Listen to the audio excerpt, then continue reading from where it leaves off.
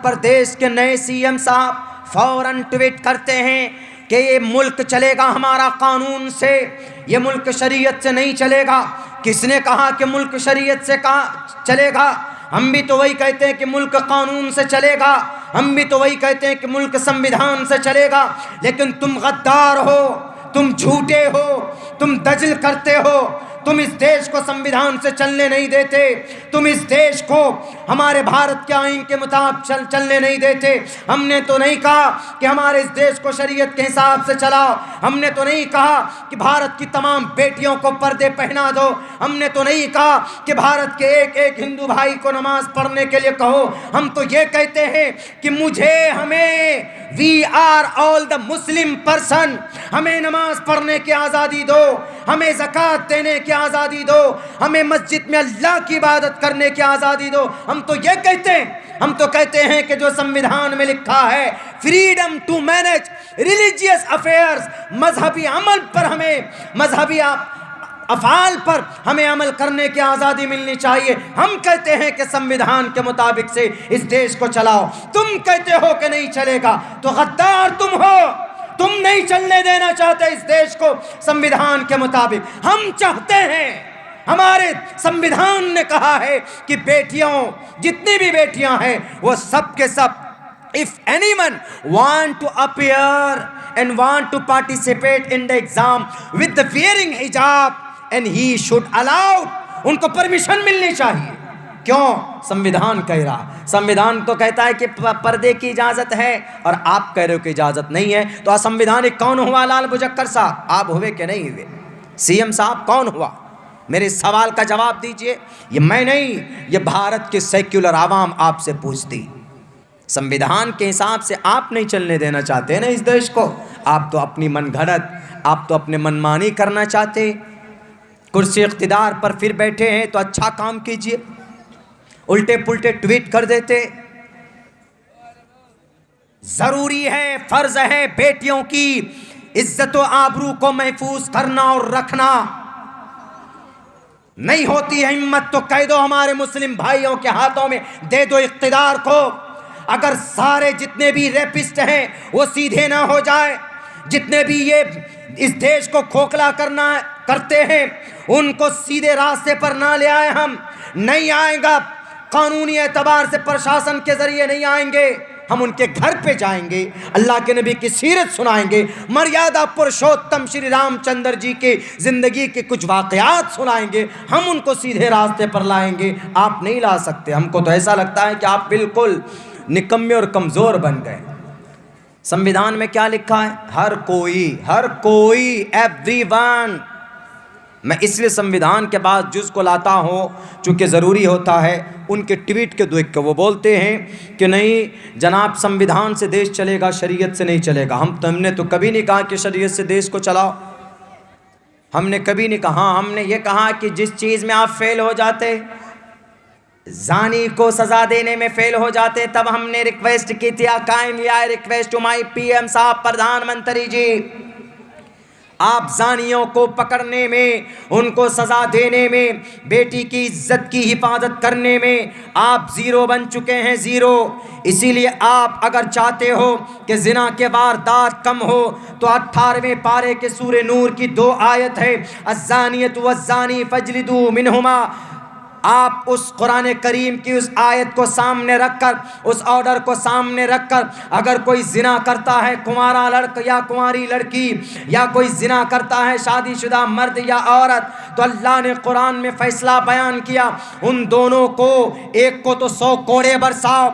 जब 100 लोगों के बीच में किसी जानी को 100 कोड़ा बरसा कोड़े लगाए जाएंगे, जब उसके जिस्म से खून निकल रहा होगा, जब उसके सर फटकर खून का फव्वारा निकलेगा, तो किसी समाज के बुज़दिल और किसी समाज के वो लड़का जिसकी दिलो दिमाग में भूसा भरा होता है समाज की माँ बहनों के ताल्लुक से, वो कभी भी कदम नहीं बढ़ाएगा किसी बेटी की इज्जत को लूटने के लिए। अगर कोई शादीशुदा आदमी करता है तो उसको इतना पत्थर मारो, इतना दौड़ा दौड़ा कर मारो, उसको कम से कम यहाँ सीने तक दबा कर इतने पत्थर मारो ज़मीन में कि उसका सर फट जाए, वो मर जाए, उसकी मौत हो जाए।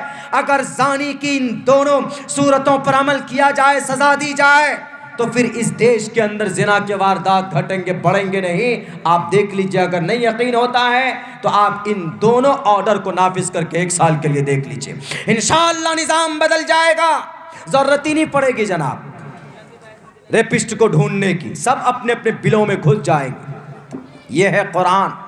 नहीं जानते केरला हाई कोर्ट के उस जजमेंट को। केरला हाई कोर्ट ने क्या कहा, अपोजिट देखिए।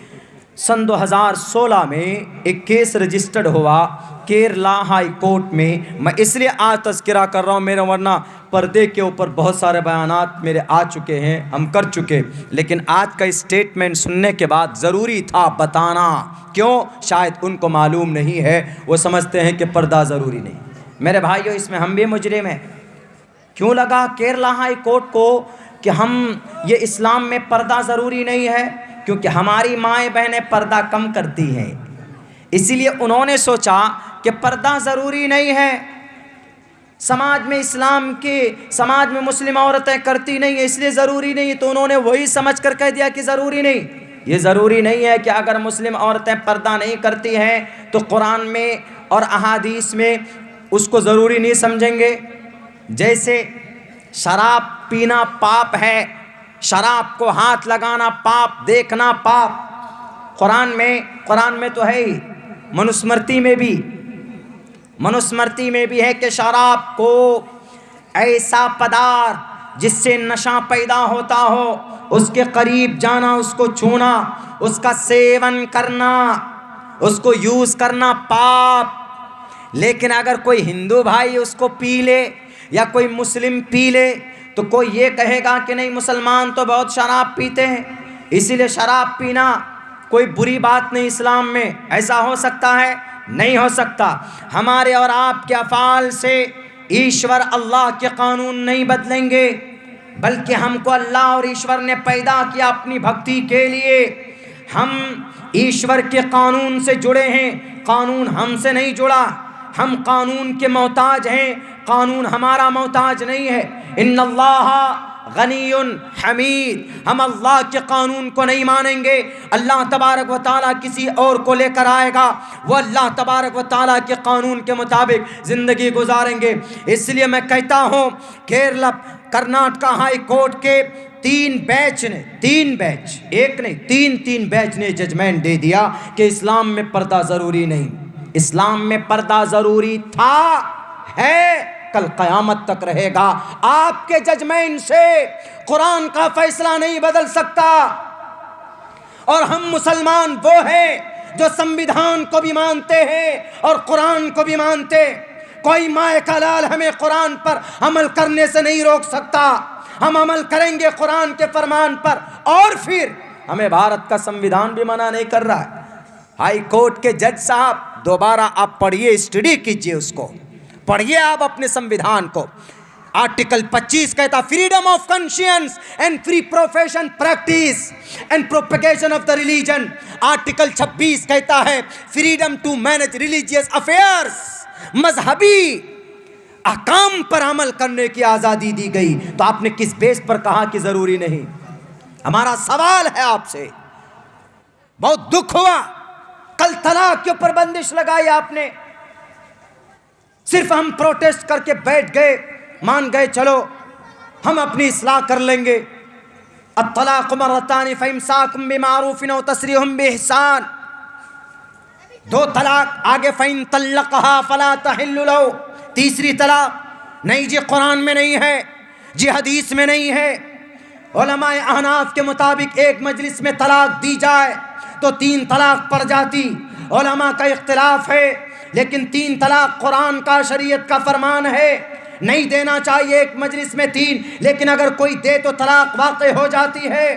और तलाक के बाद फिर उसी औरत से शादी, मैं समझता हूँ कि जो तरीक़ा राइज किया गया मुरव्वजा वो हलाले का, कि बाज़ाब्ता एग्रीमेंट बनता है, हलाले किए जाते, मैं समझता हूँ इसको नाजायज़ और हराम वो होता है। एक मर्तबा तलाक की चली गई बीवी आपकी, दूसरी खोजिए आप। बाई चांस ज़िंदगी में कभी वो औरत आपके पास आना चाहे, बाई चांस, तो अब वो अनकॉन्शियसली गैर इरादतन किसी से निकाह करके रह रही है, तो उससे भी उसको उसके साथ ज़िंदगी गुजारे। तब उससे तलाक लेने के बाद पहली बीवी से, पहले शौहर से वो निकाह कर सकती है। इसको अनकॉन्शियसली होता है क्या, हलाला जिसको बोलते। लेकिन आज हलाले की सूरत क्या लोगों के सामने पेश की जाती है, एग्रीमेंट, उसी बीवी से निकाह करना जी। हमने गलती से अपनी बीवी को तलाक दे दी, हम उसी बीवी से निकाह करना चाहते। कुछ लोग तो यूँ कहते अच्छा आ जाओ हो जाएगी, इद्दत पूरी हुई उसके बाद लेके गए। कुछ लोगों को तैयार रखते हैं, लो जी निकाह करो, एग्रीमेंट होता है, पैसे दिए जाते हैं। अगर ऐसा होता है तो इस्लाम में जायज़ नहीं। जो हक बात वह हक है और हक बात कहनी चाहिए, लोगों के सामने आना चाहिए। हलाला गैर अनकॉन्शियसली हो जाता है, हलाला कराया नहीं जाता, हलाला हो जाता है, फ़र्क है। हमारी गलत अमल की वजह से इस्लाम को ये मीडिया वाले, ये लंबी ज़ुबानें वाले, ये हमारे इस्लाम को बदनाम कर देते। अभी हमारे माएँ बहनें पर्दा बहुत कम करती है, कलकत्ता चले जाएं या उड़ीसा भुवनेश्वर चले जाएं, कटक चले जाएं, बिहार पटना चले जाएं, झारखंड की रांची चले जाएं, लंबे लंबे बाल औरतों के, खुले हुए मुस्लिम औरतों के, पर्दे का कोई निज़ाम नहीं, पूरी बॉडी की नामाइश है। और फिर शराबी आदमी उसकी इज्जत को लूटते हैं। समाज की माँ और बहनों, अगर आप पर्दे पर अमल नहीं करेंगे तो हाई कोर्ट को भी कंफ्यूजन हो जाता है कि शायद पर्दा ज़रूरी नहीं। अगर आप मुशर्रा होंगे, बुर्क़े में रहेंगे, चेहरे को ढांप कर चलेंगे, घूंघट करके रहेंगे, अपने समाज में, गांव में आपकी शक्ल देखने के लोगों को तरसना चाहिए। जैसा कि जंग आज़ादी में हुआ था, सूरज की रोशनी भी समाज की बहू बेटियों की शक्ल को देखने के लिए तरफ जाती थी, लेकिन वो अपनी शक्ल नहीं दिखा पाती थी। ऐसा वजूद था और ऐसा नेचर था इस्लाम का। इसी वजह से इस्लाम की आन बान शान को देखकर वो लोग डर गए थे। आज हमने अपने इस्लाम को, अपनी शरीयत को कमज़ोर करके पकड़ा हुआ। छोटी सी कहीं पर अपनी मनमर्जी आई, ख्वाहिश नफ्स को खुश करने के लिए, अपने आप को खुश करने के लिए हम कुरान का दामन छोड़ देते, हम इस्लाम के अहकाम को भुला देते, जिसकी वजह से हाई कोर्ट सिर्फ यहाँ का है, यहाँ का, वरना पूरी दुनिया के अंदर, पूरी दुनिया के मानव जाति के लिए पर्दे का ऑर्डर अल्लाह तबारक व तआला ने नाजिल फरमाया। क्या मतलब है इसका, इन्नल मरअत औरतुन इदा खरजत इस्तशरफहा शैतान। क्या मतलब है कुल लिल मुमिनाति यग़ज़ुज़ना मिन अबसारिहिन्न व यहफ़ज़ना फ़ुरूजहुन्न, ये भी अम्र है। वक़र्न फ़ी बुयूतिकुन्न, ये भी अम्र है। या अय्युहन नबिय्यु कुल लिअज़वाजिक व बनातिक व निसाइल मुमिनीन युदनीना अलैहिन्न मिन